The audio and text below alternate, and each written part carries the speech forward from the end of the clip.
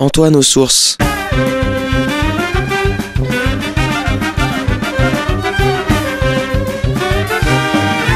Une émission présentée par Jean-Marie Alafort.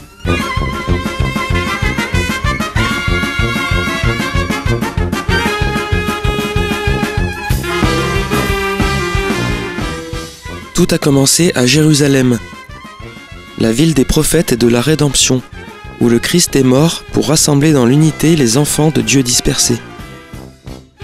En elle, tout homme est né, dit le psalmiste. En elle, tout chrétien y trouve ses racines et y découvre la richesse des traditions et des rites des églises qui la composent. L'esprit de la Pentecôte ne cesse de souffler depuis Jérusalem. La ville sainte se révèle être la mère de toutes les églises. Jérusalem, la cité du grand roi, ouvre ses richesses pour ceux qui savent écouter. Dans le cadre de notre série d'émissions Paul, juif de l'Écriture, nous poursuivons cette semaine notre lecture de l'Épître aux Romains et nous allons voir comment est-ce que Paul, depuis sa tradition, va s'ouvrir à l'universel.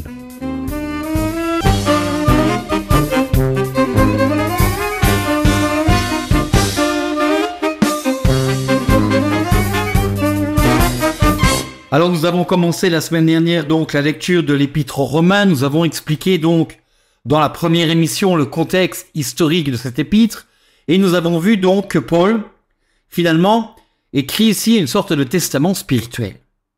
Nous avons ici la pensée théologique fondamentale de Paul qui va se développer durant toute cette épître qu'il dicte donc quand il se trouve à Corinthe. Alors Paul s'adresse à la communauté de Rome, qui est une communauté mixte, qui est une communauté où il y a des tensions entre ceux qui sont de tradition juive et ceux qui viennent du monde païen. Et nous allons voir que cette tension est une tension extrêmement forte et qui va donc obliger Paul à repenser la question du salut. À qui s'adresse le salut? À qui est portée finalement la bonne nouvelle de l'Écriture?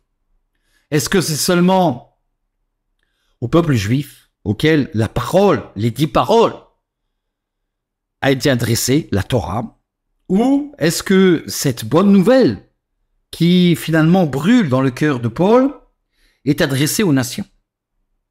Et Paul va repenser, si vous voulez, la pensée prophétique et la pensée biblique.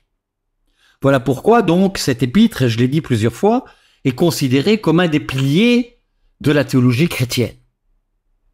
Tout théologien, quel qu'il soit, ne peut pas se permettre d'éradiquer cette épître. Elle est au cœur même de l'Évangile. Elle est au cœur même du Nouveau Testament. Elle pose problème, elle pose question. Et nous allons essayer donc de nous remettre, si vous voulez, autant qu'il est possible, dans la pensée paulinienne, dans la pensée de Paul. Et dans le travail que j'ai fait ces dernières années, c'est de toujours repenser Paul, non pas comme un chrétien, mais comme un juif qui est préoccupé par une question qui est fondamentale dans la tradition juive, à qui le salut est adressé. Nous faisons très souvent malheureusement de l'anachronisme. C'est extrêmement difficile, évidemment, de se placer dans la peau d'un personnage qui a vécu il y a 2000 ans, et surtout dans l'arrière-fond juif dans lequel il a grandi. Parce qu'on ne peut pas comprendre Paul, finalement, si on ne comprend pas la tradition d'Israël. Nous l'avons déjà évoqué dans l'ouverture de cet épître, combien donc elle est plongée, finalement, dans la pensée biblique et dans la pensée rabbinique, et pas seulement juive. Continuons le texte. Donc, il a fait cette ouverture extraordinaire. Il annonce dès le départ qu'il est l'apôtre, donc, qui a été envoyé par Dieu auprès des païens, de tous les peuples païens. Et puis Paul continue, nous sommes au verset 8 de ce premier chapitre. Tout d'abord, je rends grâce à mon Dieu par Jésus-Christ pour vous tous. On a du mal à comprendre cette expression. Mon Dieu. Il ne dit pas le Dieu d'Israël, le Dieu d'Abraham, le Dieu d'Isaac, le Dieu de Jacob. Il dit « mon Dieu ». Je rends grâce à mon Dieu par Jésus-Christ pour vous tous. Nous avons déjà évoqué la semaine dernière, puisque Paul, au verset précédent, le dit très explicitement. Paul considère que Dieu est son Père. Et là, il reprend donc une tradition qui est une tradition tout à fait juive, d'appeler Dieu mon Dieu, Eloi.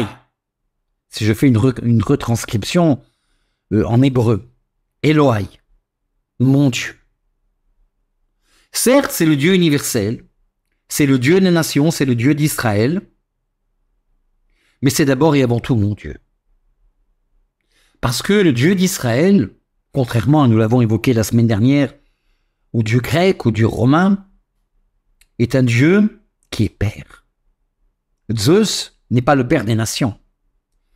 Zeus est le Père d'une déesse. Ce qui est tout à fait différent. Nous sommes dans une mythologie. Ici, nous sommes dans une histoire du salut, ce qui est totalement différent. Donc, Paul reprend une expression extrêmement juive. Eloi, mon Dieu, par Jésus-Christ, pour vous tous. Dans le monde entier, en proclamant que vous croyez. Alors, le monde entier, à l'époque, évidemment, c'est le pourtour de la Méditerranée. Paul ne connaissait pas autre chose. Mais c'est le monde. C'est le monde au sens fort du terme. Car Dieu m'en est témoin. Lui à qui je rends un culte, en mon esprit, en annonçant l'évangile de son Fils, je fais sans relâche mention de vous, demandant continuellement dans mes prières d'avoir enfin, par sa volonté, l'occasion de me rendre chez vous. Là, nous apprenons plusieurs choses. Il faut s'arrêter à ce texte qui paraît très très anodin. Mais chez Paul, rien n'est anodin. Premièrement, Paul est juif. Et ça se transpire dans ce texte-là, puisqu'il dit « lui à qui je rends un culte ». L'expression « rendre un culte » est une expression biblique, est une expression juive. On rend un culte au Dieu d'Israël. Avoda en hébreu. C'est le travail par excellence. C'est l'œuvre fondamentale pour laquelle j'ai été créé.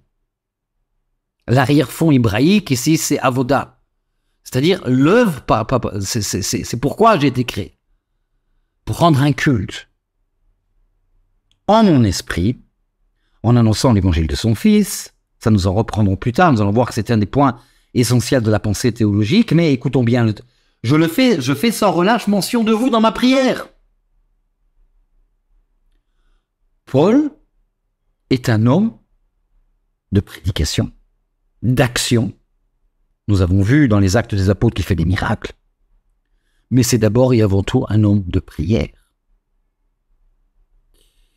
C'est assez étonnant que dans les traditions monastiques différentes, aussi bien en Orient qu'en Occident, on n'ait jamais tellement utilisé Paul comme une image de la prière. Alors que Paul le dit plusieurs fois dans ses épîtres, et nous le reviendrons plus tard. Paul est un homme de la méditation, est un homme de la prière. D'abord, c'est un juif. Donc, il priait les prières qui devaient être dites donc par n'importe quel juif le matin, le soir et l'après-midi et le soir. Donc, Paul est un homme de prière. Et dans sa prière, et c'est ça qu'il dit, je pense à vous donc, chrétiens de Rome, c'est-à-dire donc de ceux qui ont adhéré au fait que Jésus soit le Messie, non seulement d'Israël mais du monde, et je fais mention de vous dans mes prières. C'est-à-dire nous avons ici donc un des points fondamentaux de la prière juive qui est l'intercession. On prie pour... c'est un des points fondamentaux de la liturgie juive. L'intercession, qui deviendra donc un élément fondamental de la pensée chrétienne, puisque finalement, la tradition, j'ai envie de dire, liturgique chrétienne, est basée, nous l'avons expliqué dans différentes émissions il y a quelques années, sur, et peut-être c'est bien d'y revenir à un moment ou à un autre, sur la liturgie juive. La liturgie premièrement biblique, qui est donc dans les textes bibliques, mais c'est la liturgie juive, qui va être la base de la liturgie chrétienne. Ce n'est pas quelque chose qui est né, tout a été inventé. C'est une reprise de tradition. C'est une continuité de tradition. Donc Paul dit quelque chose d'extrêmement intéressant. Je prie continuellement pour vous, dans mes prières, et par sa volonté, l'occasion de me rendre chez vous. C'est-à-dire, Paul dit, j'espère beaucoup venir vous voir, visiter cette communauté donc de chrétiens de Rome. Et puis il continue, il explique, il va justifier pourquoi est-ce qu'il prie pour cette communauté et pourquoi il a tellement le désir de la rencontrer. J'ai en effet un très vif désir de vous voir, afin de vous communiquer quelques dons spirituels pour que vous en soyez affermis. Ou plutôt, pour être réconforté avec vous et chez vous par la foi, qui nous est commune à vous et à moi. Paul ne dit pas grand-chose ici apparemment. Il dit donc, j'ai un très vif désir de vous rencontrer, pour que on se fortifie mutuellement. Ça, c'est un point auquel on ne fait pas beaucoup attention. C'est souvent, vous savez, ces prologues, aussi bien d'ailleurs dans l'Ancien Testament que dans le Nouveau Testament, la liturgie, la tradition liturgique en général les supprime, n'est-ce pas? Quand on lit les psaumes, cantiques pour David, ou cantiques pour les montées. Alors, on supprime ce verset-là et on continue tout de suite autre chose. Donc, on ne voit pas le contexte. C'est bien dommage. Et là, nous avons donc un contexte qui est extrêmement intéressant, c'est que Paul dit je veux vous rencontrer pour vous confirmer dans votre foi. Et il se rétracte tout de suite. Et il dit pour que nous nous confortions les uns les autres, vous et moi, par la foi qui nous est commune à vous et à moi. C'est-à-dire, Paul dit quelque chose d'extrêmement important là. Je ne suis pas seulement le prédicateur, je ne suis pas seulement le chef, je ne suis pas seulement celui qui dirige, je ne suis pas seulement le prophète, je ne suis pas seulement l'apôtre, mais je suis aussi celui qui reçoit. Il y a une humilité chez Paul. Cette humilité et nous le verrons, l'épître aux Romains est par excellence l'épître de l'humilité. L'humilité paulinienne transpire dans les versets de cette épître. Nous la lisons souvent trop rapidement. On ne fait pas attention à ce genre de petits détails. Paul dit, je vais venir vous réconforter, je vais venir vous fortifier dans la foi, et tout de suite, ou plutôt, pour être réconforté avec vous, et chez vous par la foi qui nous est commune en vous et à moi. C'est-à-dire, la foi se partage. Ce qui caractérise la foi chrétienne, c'est la communauté. La foi n'est pas une foi personnelle. Ce n'est pas ma petite foi à moi que j'ai fabriquée dans mon coin, mais c'est une foi qui se construit ensemble. C'est un geste d'église. Alors, j'aime pas beaucoup cette expression-là, on l'utilise beaucoup dans les homélies, mais église au sens de keïla, c'est-à-dire de communauté. N'est-ce pas? En hébreu, ça se dit keïla. La communauté, la force de la communauté. Dans la tradition d'Israël, et pour ceux qui ne le savent pas, il ne peut pas y avoir de prière commune s'il n'y a pas moins de 10 personnes. C'est-à-dire, on considère que la prière est véritablement reçue par Dieu comme communauté s'il y a une véritable communauté. Ce n'est pas ma foi personnelle, c'est la foi communautaire. Et donc, nous avons ici cette chose qui se reflète évidemment dans la pensée paulinienne, qui, encore une fois, est un homme qui veut montrer que la foi, c'est quelque chose qui se partage. Ce n'est pas quelque chose qui s'enseigne depuis donc les hauteurs, mais c'est quelque chose que l'on grandit, que l'on va voir grandir ensemble. Alors, nous allons voir comment est-ce que ceci va s'exprimer plus tard dans cette épître aux Romains de façon absolument extraordinaire. Et puis, il va, pour la première fois, utiliser cette expression qui va revenir plusieurs fois dans l'épître aux Romains. C'est une expression véritablement paulinienne au sens fort du terme. J'ai fait des recherches. Je me souviens avoir longuement parlé il y a quelques années avec un dominicain qui nous a quittés donc il y a moins d'1 an à Jérusalem, à l'école biblique de Jérusalem, le père Étienne Naudet, qui est un spécialiste, donc qui était un spécialiste de la tradition juive, qui connaissait le grec, qui connaissait le syriaque, qui connaissait l'hébreu, qui connaissait très bien la Septante, et qui connaissait très bien, qui a écrit de nombreux livres sur le Nouveau Testament et sa force dans la tradition juive, j'ai envie de dire. Je crois que c'est véritablement l'expression que je peux utiliser. Et en ayant très bien connu donc Étienne, le père Étienne Naudet, et avoir une très longue conversation avec lui très souvent, je lui ai posé la question. Je lui ai dit, écoute Étienne, je recherche depuis plusieurs années, où est-ce que dans la tradition juive, on a cette expression « Je ne veux pas vous laisser ignorer, frère.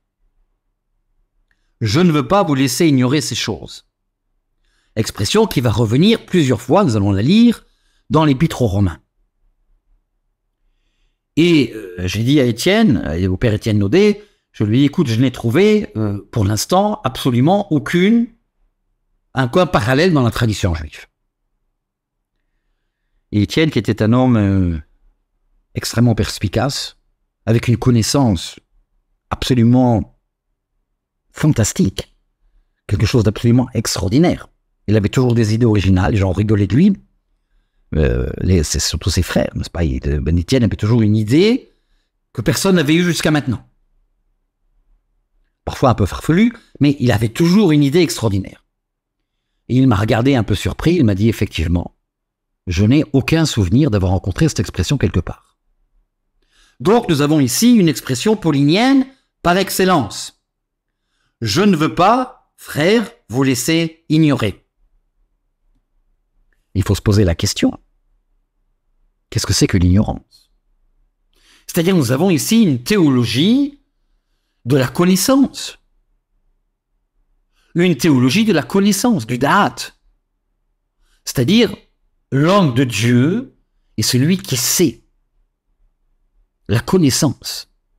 L'ignorance, pour un juif, est la pire chose qui puisse exister. Il n'y a pas de l'alphabétisme, il n'y a pas l'ignorance, est presque un péché. Nous devons connaître. Pour connaître, il faut étudier. Et pour étudier, il faut scruter. Donc, nous avons ici une véritable théologie de la connaissance qui revient donc nombre de fois, nous allons le lire, dans l'Épître aux Romains. C'est-à-dire, Paul ici fixe le but de cette épître, la connaissance. Je vais vous révéler la connaissance, le savoir, qui est effectivement quelque chose qui est tout à fait dans la tradition biblique et dans la tradition juive. La connaissance. L'ignorance, pour Paul, est le début du péché.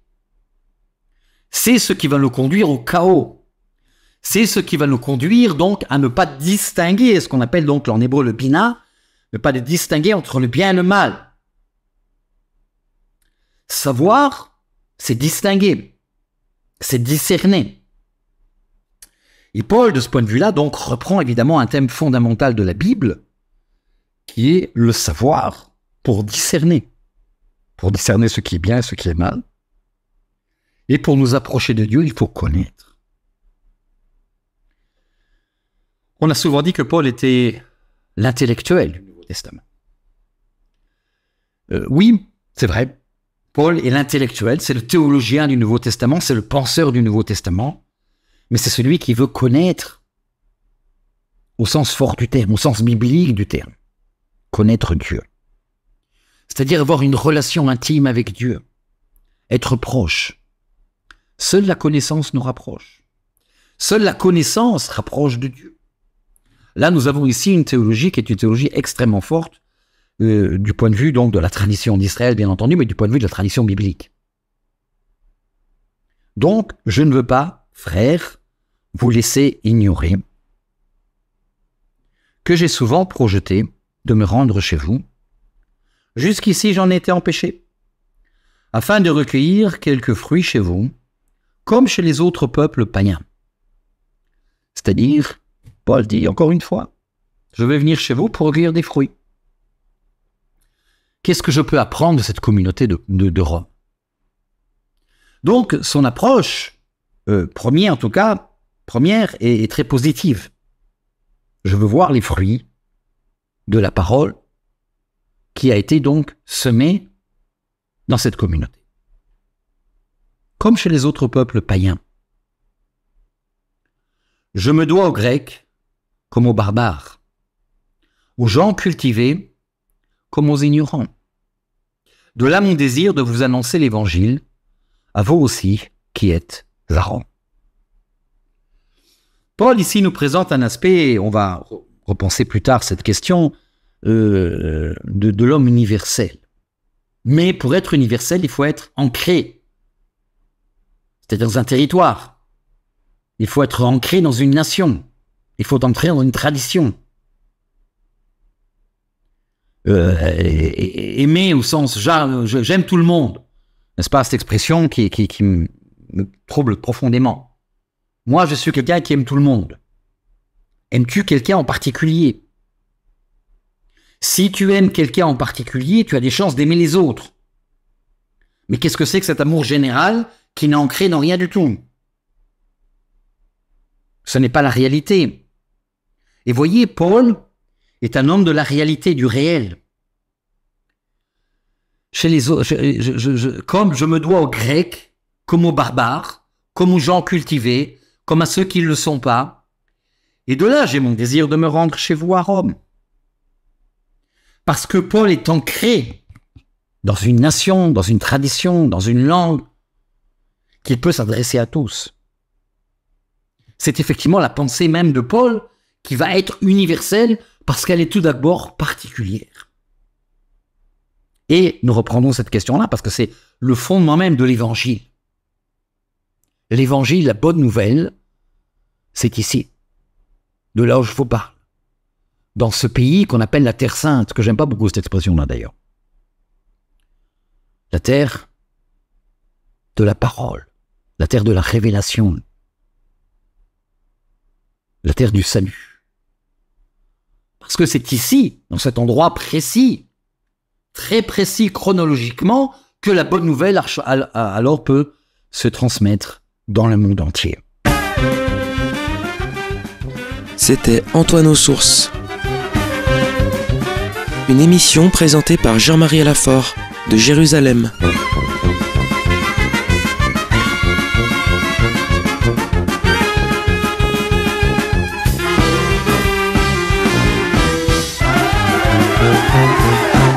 Dans le cadre de notre série d'émissions « Paul, juif de l'Écriture », nous avons poursuivi cette semaine notre lecture de l'Épître aux Romains et nous sommes toujours au chapitre 1er où nous voyons comment est-ce que Paul va s'ouvrir à l'universel.